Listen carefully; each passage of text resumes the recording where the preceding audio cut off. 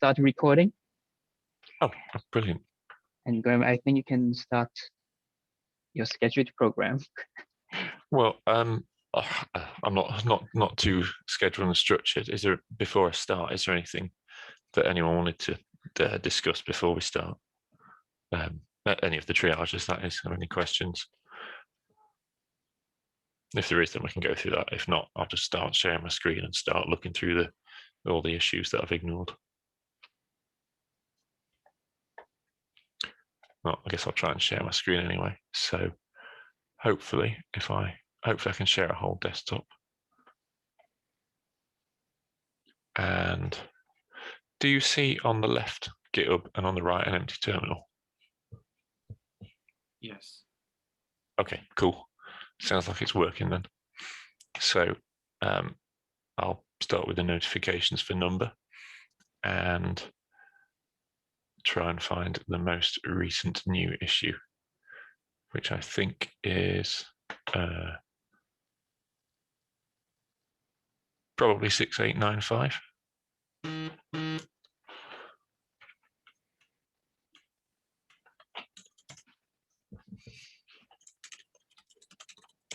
So let's have a look at this.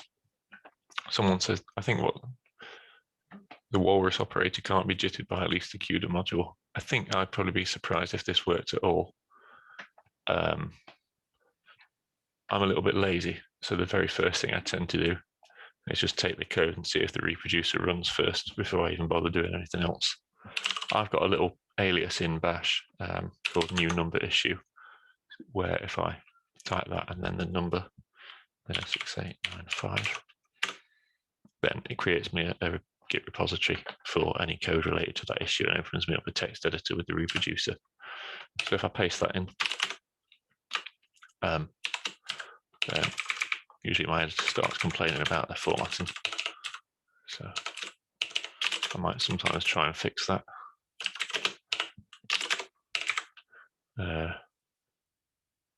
Okay. And I'm in an environment with a development version number activated already. So let's see what happens if I run it. That looks like the same kind of error message that the user is reporting. So they say the operator can be jittered in other configurations. I think what I'll do is next is probably try this with ngit and see if a similar sort of thing happens. So I'm going to copy their reproducing case.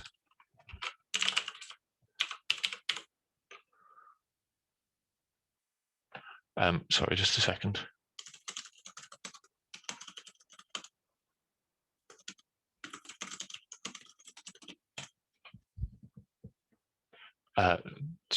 And then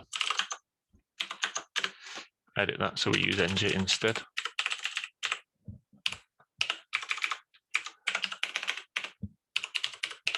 Obviously, CUDA.grid's not going to work, so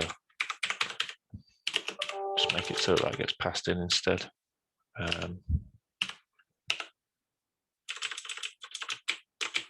Remove the launch configuration as well. Guess we'll just assume I is 1.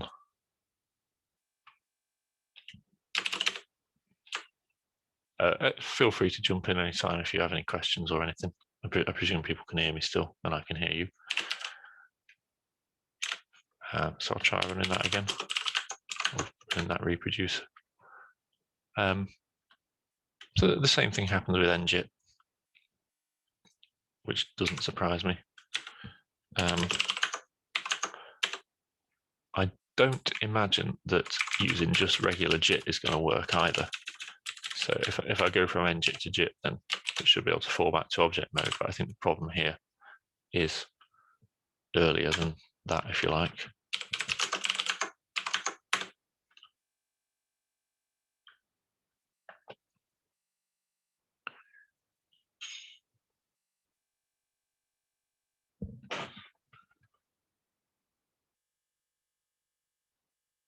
So that looks like pretty much the same issue, I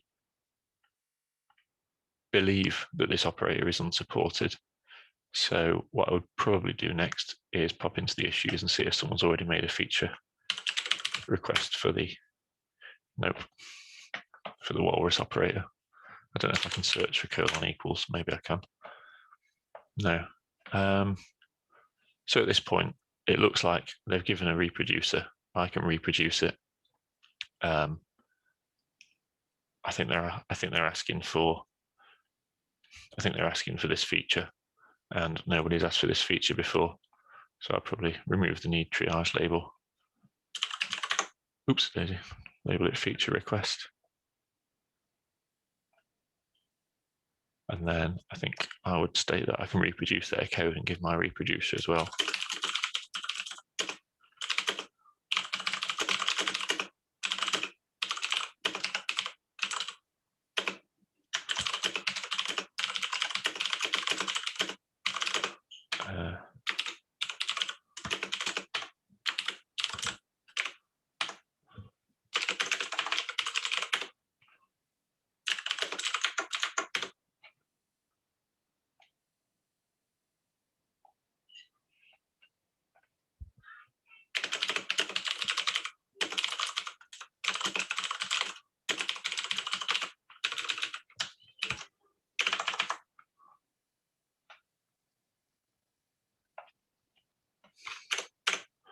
Did that paste all right?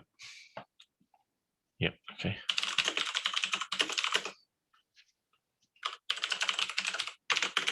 If I provide a modified reproducer, I also try and give, say, a traceback or something that I get in the issue so that it doesn't force someone else to have to copy and paste to see what the, and then run it to see what the traceback is. So I'll just run that again.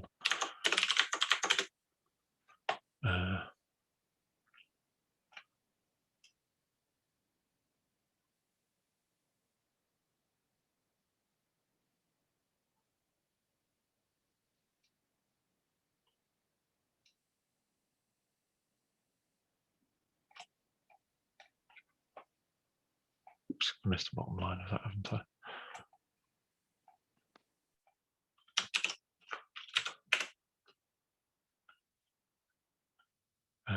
Does that look right? I can reproduce this bit, not to arrange it.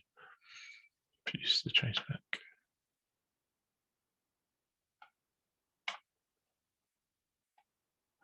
Okay.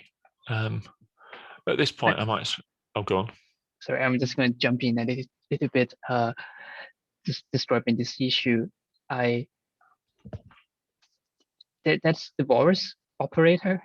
It's something that I think we lightly tested it, and it seems to work. So it's a kind of a surprise that someone found a case that it doesn't work, and it fails here with that error that it says failed type inference. I think that's a surprise. All right. Okay. In that case, I might go to the documentation and have a look if there's anything about the walrus operator explaining the limitation. No, nothing. I don't think we have, because when it was added, that we saw that the bytecode changes. There was no new bytecode. It's just that the variable is pushed to stack, and we thought it would just work. Ah, okay. Yeah.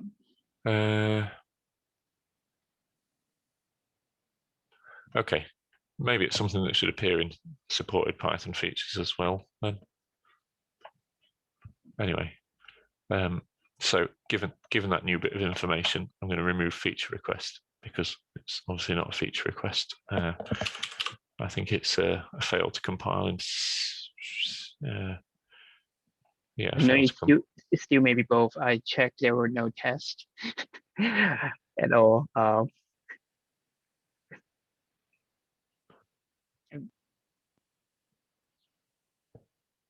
There, I'm just surprised we actually didn't put in any unit tests for it. Okay. So, okay, just before you jumped in, I was about to say I might at this point think a little bit about the traceback. because it's a tiny bit surprised. I was a tiny bit surprised to see this IR looks like other IR that I've seen before. It doesn't look like there's any. Like it succeeded in generating IR for the function.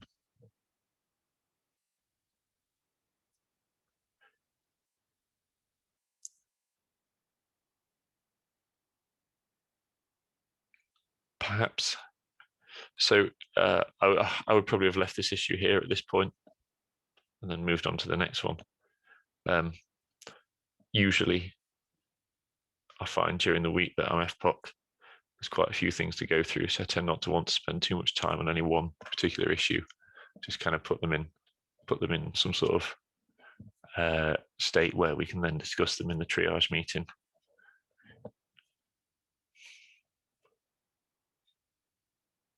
Any questions, comments, criticisms of the procedure? So at this point, you are not looking for a solution. You are just like, I can reproduce it, and that's it.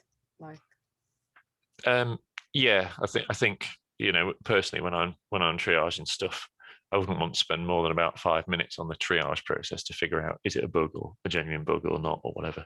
It seems like it is a genuine bug, and I can reproduce the code, and we've got the appropriate label on it.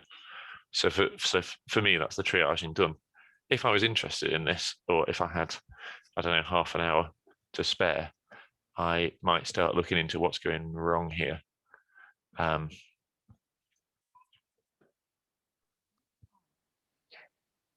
Should we try? Because this is interesting. It will show the IR and kind of look into the bytecode. Should we try to debug this together? I probably don't want Numba debug because it's a bit too noisy, and I can't remember all the environment variables. So I am going to have a quick look at the environment variables. Something like dump. Is it dump IR? Oh yeah, right.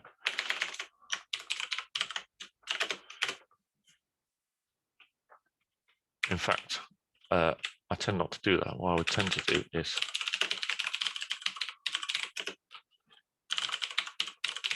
tend to use the Numba tool with HTML annotation, because I find it much easier to explore the IR through the HTML interface rather than just looking at it on the terminal. I don't know if it's going to succeed in producing this because it's failing to compile, but I would at least give it a... All right, so first of all, I just need to go and rebuild Numba for that to work.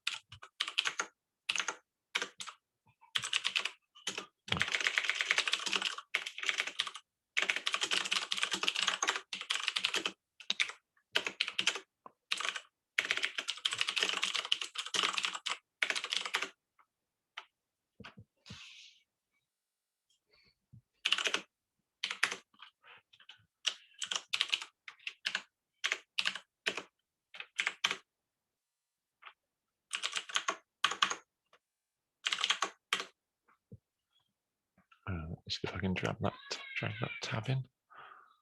Nope, not quite what I wanted.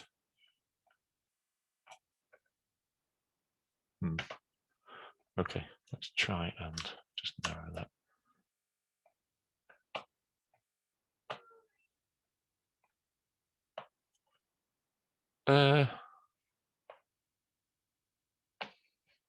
I mean, I would suggest, unless Sue or someone wants to guide me, I'm probably not going to be able to say anything interesting about this. This would just be watching me staring in silence at a few things for a minute. Okay. So here we're guessing is the variable coming off from the Walrus operator. So let's look for that. And like 2 lines down, it looks like we do have, so the bytecode did convert it to the correct IR. And so we have that variable value used, very long name, and then it's immediately deleted and it's never used. So that is one thing that is weird. So the next line that is a surprise. So well, actually, was that ever used? Oh, okay. It was the source code actually never used that. Oops, sorry, that's not the source file, is it? Yep, it was never used. No. What if? Oh wait a minute. It was never used, but it should have used inside the less than 4. So if we keep looking under that if block, we see the const. So that the box up in the middle, we see the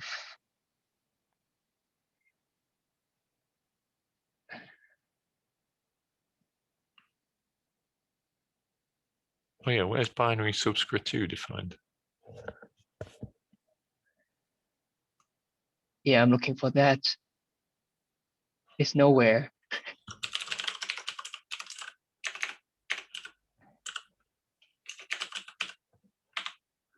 Oh, dot 2. Yeah. It's only, yeah, the IR is missing something. It's missing the definition for that. So the weird thing I'm seeing now is I now believe that as the odd thing is once we have that walrus operator, the value used variable is not kept in the stack, or it's missing a store to or something or load, and then it was never used in the comparison. Do you want to see the bytecode for bugged? Yeah, let's look at this the test show form to see if it is an error in the annotated.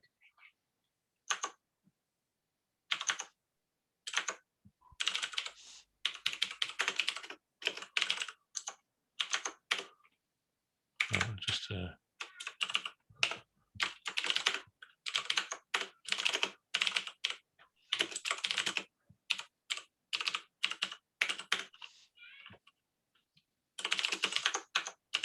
oops.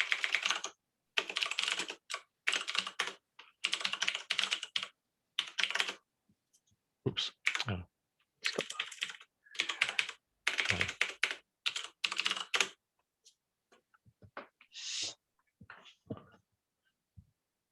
Offset 22.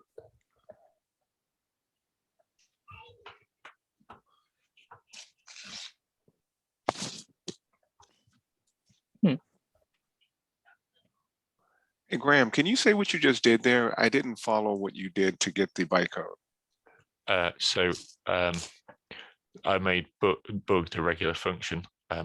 So basically I removed the JIT decorator from the bugged function because I didn't want it to compile on import because we'd trigger that error message. Okay. And then I imported that function in IPython because I thought it would just be a bit more convenient to work interactively. And then the Python bytecode disassembler is in a module, a function called dis in the module called dis. So then if you call dis on a Python function, whoops, sorry, that's what I should have done, dis on bugged, then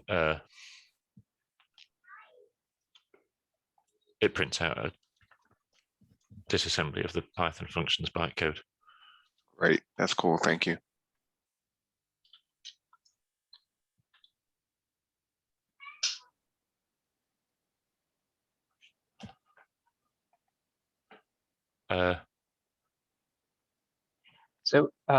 So I can jump back in here. There's one convention in naming in the Numba IR we can use is if we go back to the annotated HTML, that binary subscribe has a 20 prefix to it. That is actually the bytecode offset, but it's off by 2, just because Numba did something internally magic to offset it by 2 for some other reason. So this is actually referring to the offset 18, the binary subscript.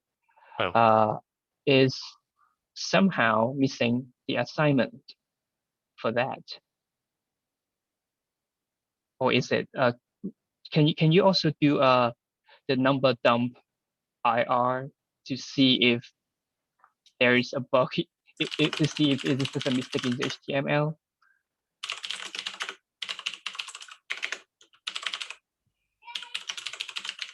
Oops, my number. IR. Yep.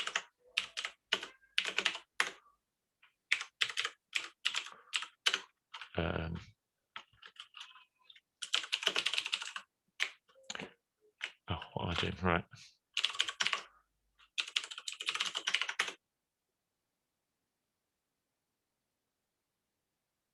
You need to call it. Oh, yes, right, okay. I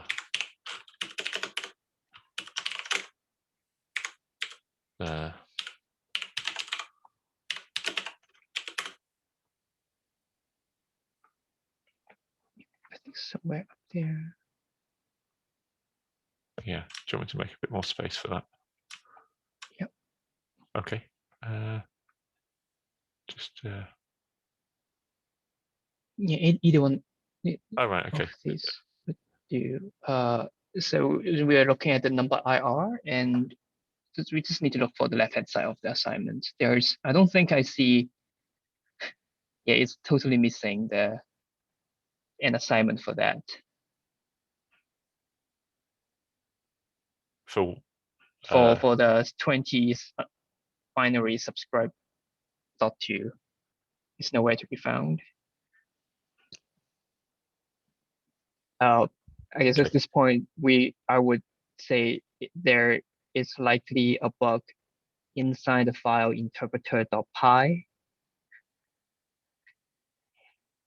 regarding bytecode surrounding the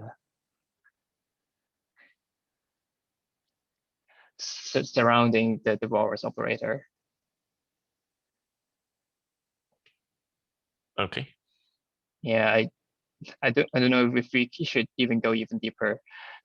I think what would do it. Oh, I think what I would do at this point, if I'd gone this far investigating, is I would go back to the issue, wherever it is, and just leave a record of these things so that the next person that comes along can have a quick skim instead of having to start digging themselves.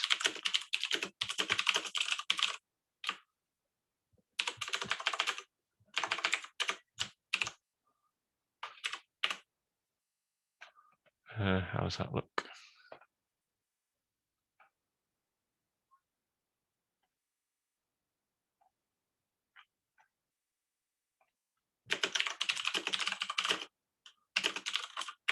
I passed it a list rather than an array, so I might just make a quick note of that.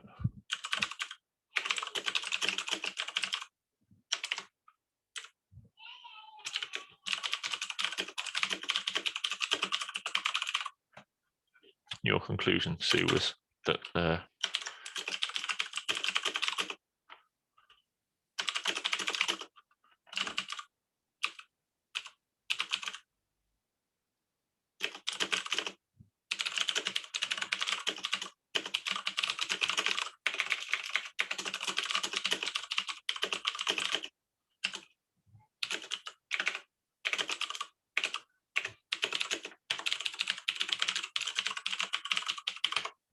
is that accurate? Yes. Okay.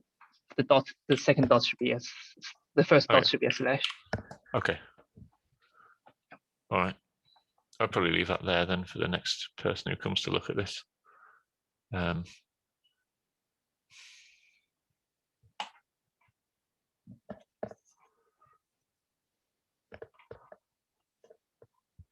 Okay, what time are we at? What do you want to do now?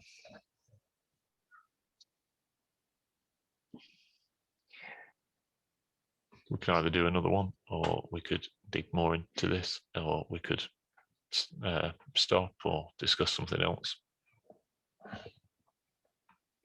Yeah, any requests from? I'd like to see another one, maybe from the beginning, different one. I think we have enough on this one. Maybe someone could begin to work on this. Okay, let's have a look at the next one after that then. So after that, there is Oh, someone's already started looking at this. So let's ignore that. And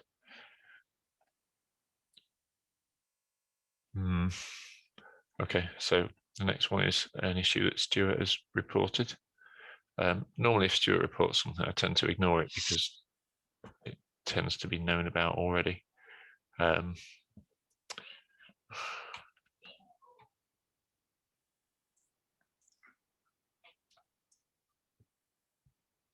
Supposing this had come from a third party and they just managed to produce a reasonable bug report that looked like this, I think I would still do the same thing. I would take the reproducing code.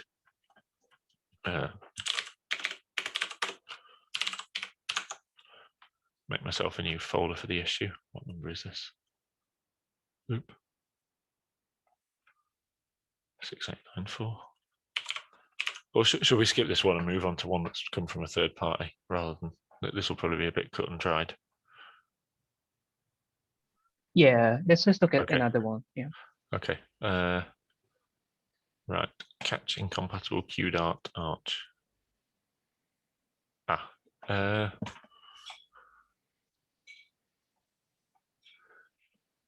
So I see Guillaume has already had a bit of a look at this. Shall we carry on having a quick look at this one anyway? Yes. Yeah. Okay. All right. On line 420 of nvvm.py, after find closest arch, should be a check if arch is empty. And if it is an error, it should be relayed. Okay, let's have a look at line 420 of nvvm.py. Number.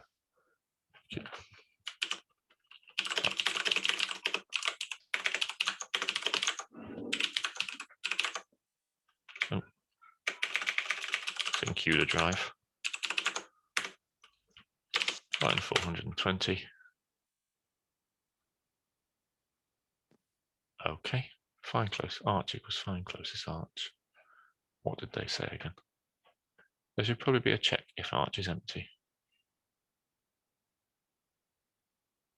And if it is, an error should be raised related to queued art not being found.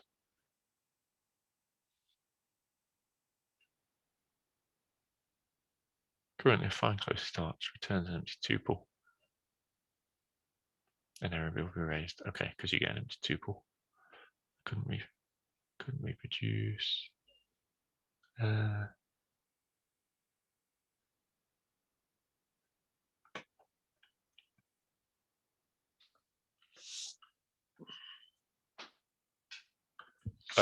okay. So they reported this and now they can't reproduce it. What? There.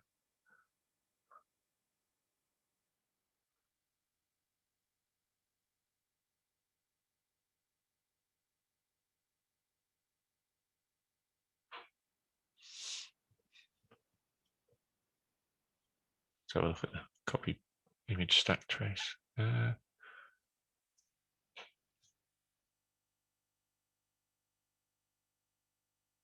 So they were in line 345, which suggests they were actually on an old version of Numba, because that doesn't match, or older than master at least. That doesn't match, unless I'm being completely silly. No, line 345.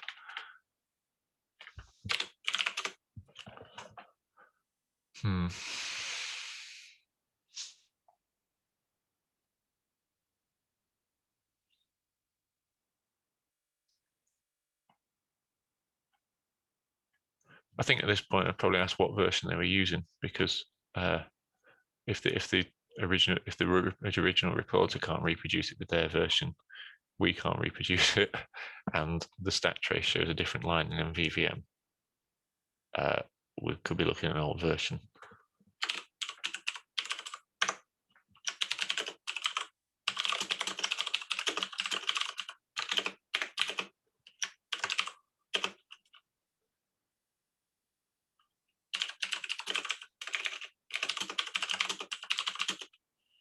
Actually, maybe before I go, Graham. Hello, Graham. Hello. Stuart just put something up in the chat about Uh, whether this was fixed by another PR. Okay, I think probably I'm having some trouble with Zoom's interactions with my window manager. Mm. So was this a Zoom chat? Yeah. Okay, I don't think I can see Let it me while I'm see. sharing. He asked, was this fixed by 6227? All right, okay, let's have a look then. Thank you for that.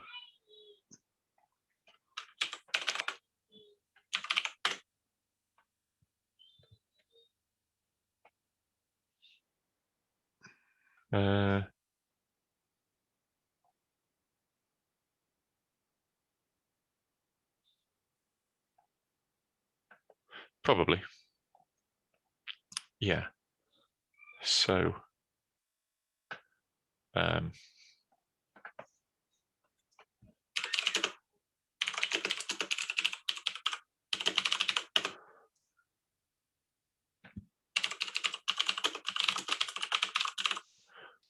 the other thing I wanted to check is that, oops, if I browse at the latest version,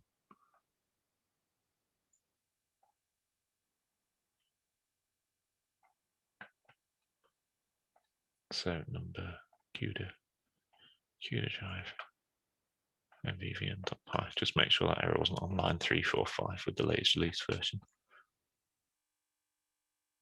No, way off. I think still around 386 anyway. Yeah. Maybe the Numba version is even older. Is what, sorry? Maybe the Numba version that the student was using is older than the one that you just checked. Yeah, that's yeah, exactly. So if it is, then and they can't seem to reproduce it with master or the latest version, then that could be why the student is seeing it.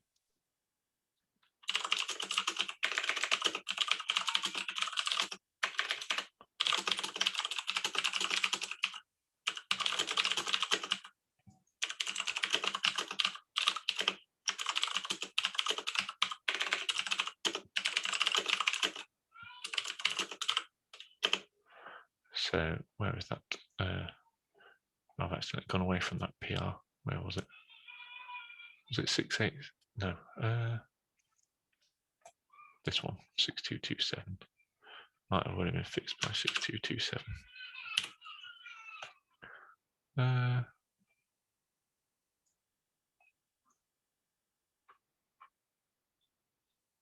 So I'll add that comment and I'll remove need triage. Probably put more info needed.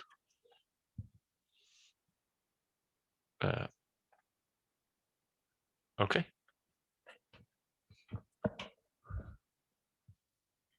So that's probably how I'd conclude dealing with triage for this issue.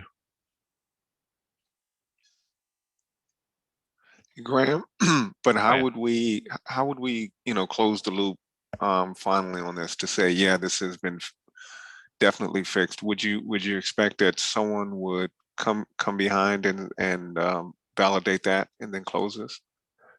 Hopefully the original reporter would come back and say, oh, this was an old version of Numba. If they don't come back, then probably within a week or so. Or if someone's going through the issues where there's more info needed, which I think Val probably does periodically, but perhaps as a group we might ought to do more to share the workload of that kind of thing. If someone's going through it and they see that this has been sitting for more than a week with more info needed, with a comment to the effect that this is probably fixed in the latest version anyway, then they would probably just close it if no further info had been received, with a message saying please reopen it if you still got the issue and want to pursue it.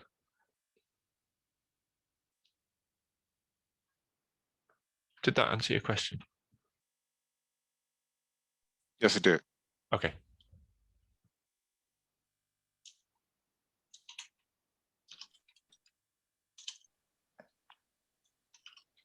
Okay, I don't know how much time we've got left for anything else.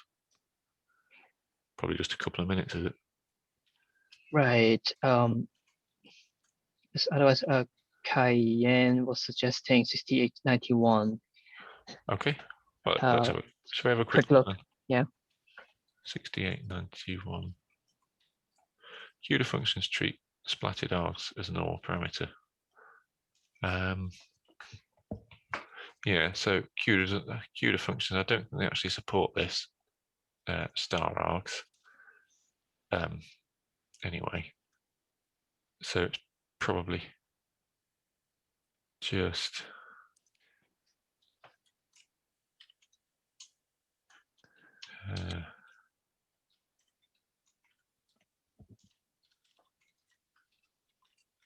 yeah.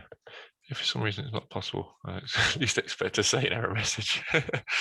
Yeah, sure. I would agree with this user. They get more confused when you try to call a device function. Okay, so we could probably just do with some nice error messages. Without running this, my initial impression is that the user's assessment is correct, that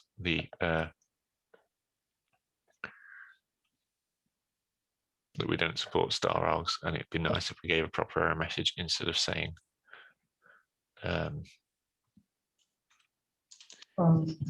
something unhelpful. Hello?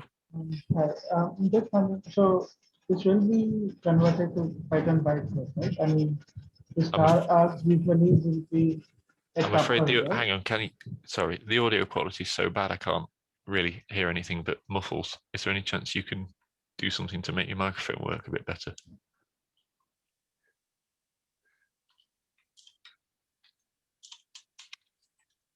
Hello? Is it better now? Yeah, that's brilliant. Thank you. Okay. So what I was trying to say was star args, right? So args will be a tuple, right? So from Python bytecode, it will be considered as a tuple, right? So okay, what I'm trying to say is this CUDA.JIT will only apply after considering the bytecode.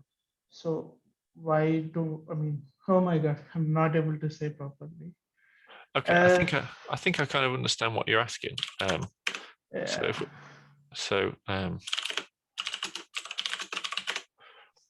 I think you're sort of saying, if I just copy this in, and then if we disassemble this function, saying, can you see from the bytecode that it's a tuple? And the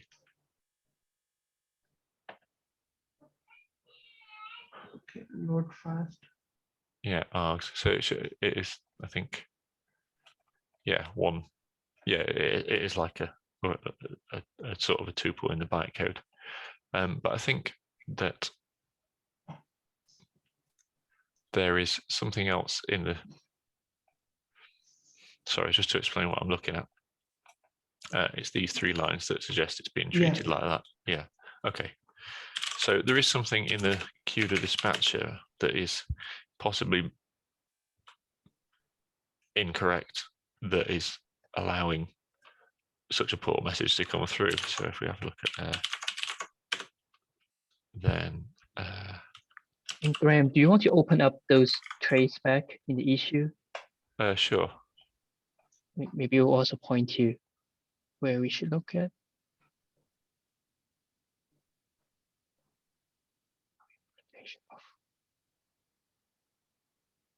So I think there's some kind of special handling for these for the star args in the dispatcher. Maybe I'm incorrect. Someone who knows the dispatcher better than me might say something, but I thought that fold args was something to do with this. Or no, sorry, I'm not fold args, is it? Or has star arg. Oh look, okay. So perhaps the bug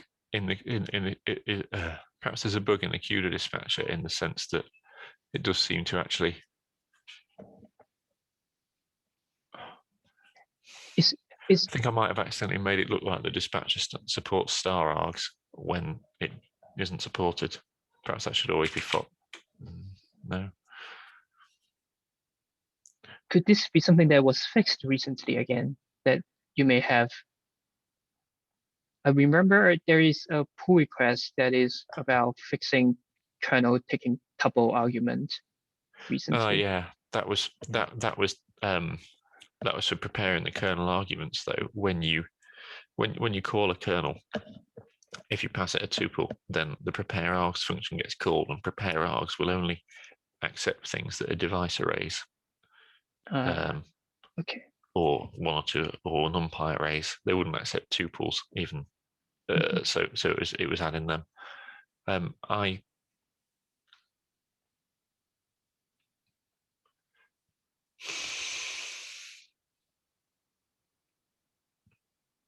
I think this might be something that's broken recently. I suspect before the dispatcher changes were made, maybe this did give a more sane error message.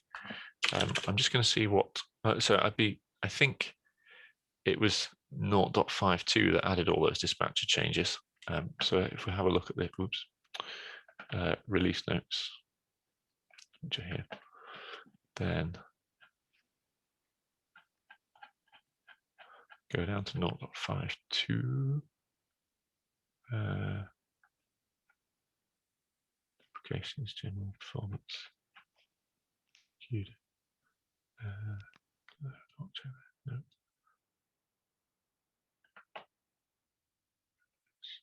No. Complex power. Maybe it was 0.51.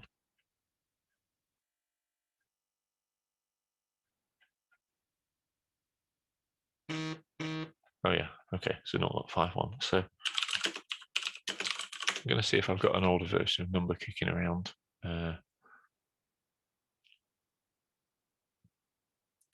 Well, ideally I would have it. Let's create an environment with 0.50. What's 0.50.0? No, 0.50.1.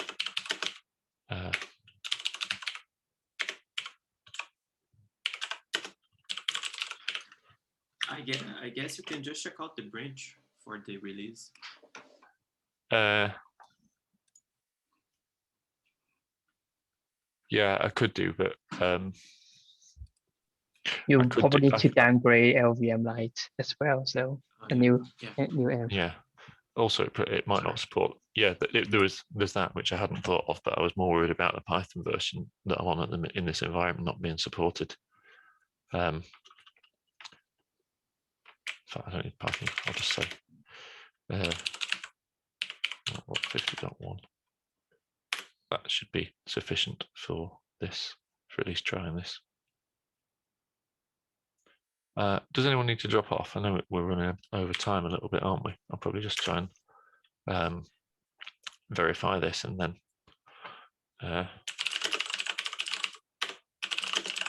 conclude there. What did I just call my environment? 501. This issue was 6891.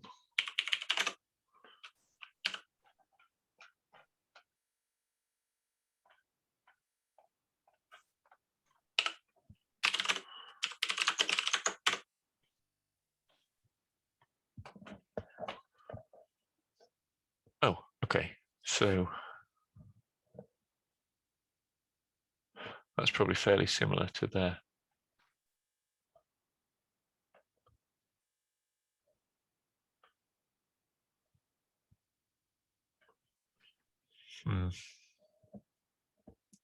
So I think my conclusion here is that all those dispatcher changes probably didn't break it. It was probably already kind of broken anyway.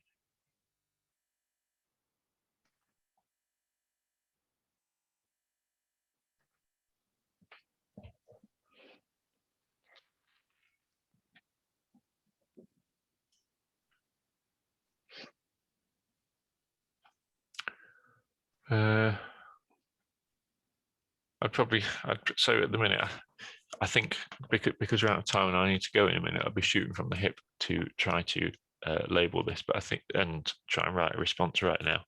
But I think what I would probably do over the course of a few more minutes thinking about it is probably label this as a bug, state that I can reproduce the issue, check whether I can reproduce the same error message with this device function. And then maybe have a quick look and see if I could find a way to guard against the use of star args with the CUDA target. Ideally, we would like you to get an exception probably when you try to CUDA JIT something that's got star args at that point. But like I say, I'm going to have to go very shortly, so I can't carry this through to completion. Just for the, oh, go on.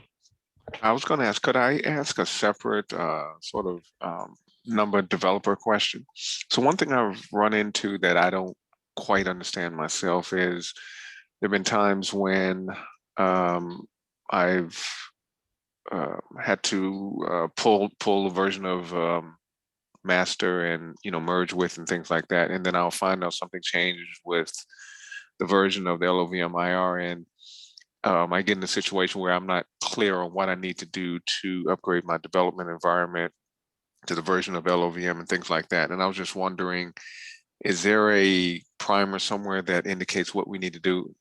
I've seen the primer for setup, but as I said, at times I seem to get out of sync, and it's not clear to me what I need to do to get back in sync at times. Okay, so I don't think there's a primer anywhere, but what I can do is show you my workflow, which will only take a couple of minutes. So I'll go back to my development environment. Oops.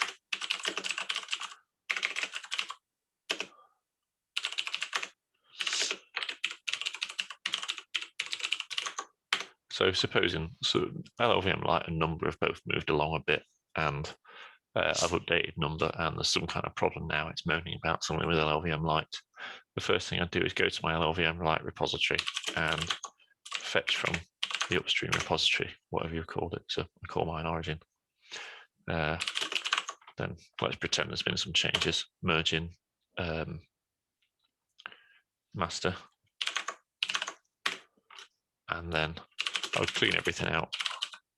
Git clean -fdx. This removes pretty much absolutely everything, and then I would rebuild it again with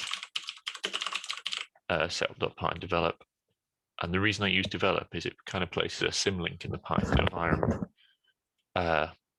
to this source tree, so that I can edit the source files in this repository, and those changes are reflected in my Conda environment immediately, rather than having to remember to do setup.py install every single time I make a change. So I'll do that and wait for a minute for it to rebuild. So Graham, my question is, I've never downloaded LOVM Lite. I only installed it as a package. Is it okay. necessary to get the source? The way you're doing it? Yeah, so what I would do is clone, in fact, yes, I would say so. I would find it quite difficult to track Numba development if I weren't working from a local copy of LLVM Lite. So what you would need to do to use the development version of LLVM Lite is to how would I do it? You need to install the LLVM dev package from the Numba channel.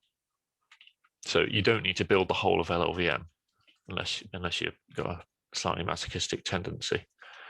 If you wanted to, if you were trying to debug some interaction of LLVM Lite with LLVM dev, then you would have to build LLVM, but you can just use the pre-built version from the Numba channel. So I would install that first. There's a slightly newer version, so I'll have that anyway. Then I would clone this repository with the usual command. And then once you've done this git clone, you would be ready to do what I just did, Python setup.py develop.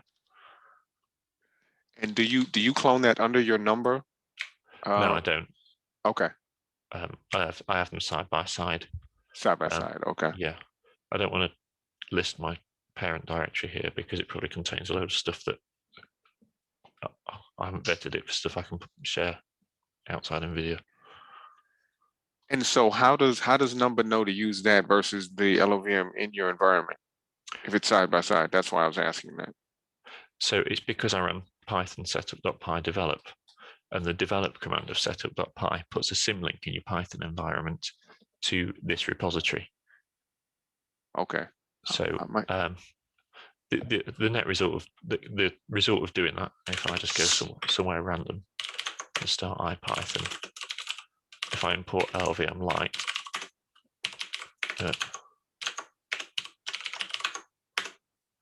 then you can see that it's loaded from my LLVM Lite checkout. That was the path to my LLVM Lite checkout there. Because, oops.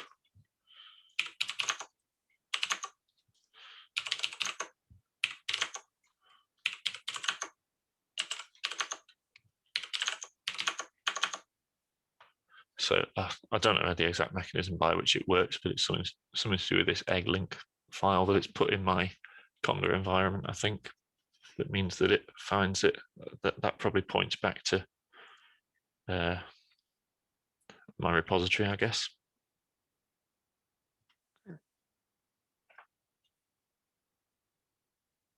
Did that fill in all the details you needed to? Yeah. Probably the Okay. only other question, I know we need to go. I might ask you 1 or 2 other questions on Slack, but yeah, I definitely have the 50,000 foot to you. So thank you. Okay. Are there any questions from anyone else before I get going?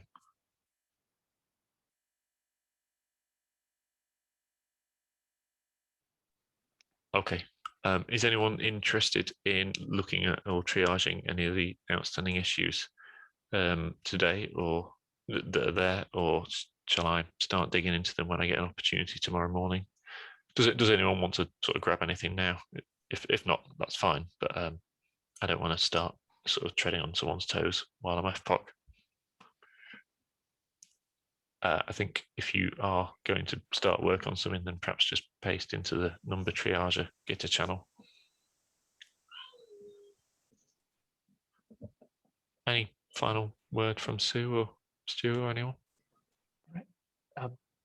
Thank you, Graham. That was a very informative session to show what your workflow and how you triage and debug issues. And yeah, I think we can do more of these in the future. I mean, especially when we can record these, it will be very useful for future references. Okay, I don't know. I actually found it a bit hard to sort of usefully comment on the things that I was looking at and thinking about at the time. So actually, maybe another session with premeditated, this is how I went about solving this, might provide a different perspective as well. Because something like that first one was a bit complicated to look into a little bit, or at least for me, it would have taken me a lot longer to start digging into the IR, because don't spend a lot of time in the front end. Right, but I think it's useful even with that for folks learning to triage to know that we don't know the answer immediately, and we often just have to pause for a long time to think, and that's part of the process. And someone else in the team may know more about particular areas, so feel free to ask. Oh yeah, absolutely. Yeah, and part of the triage process is about trying to find the most appropriate person to work on certain issues as well.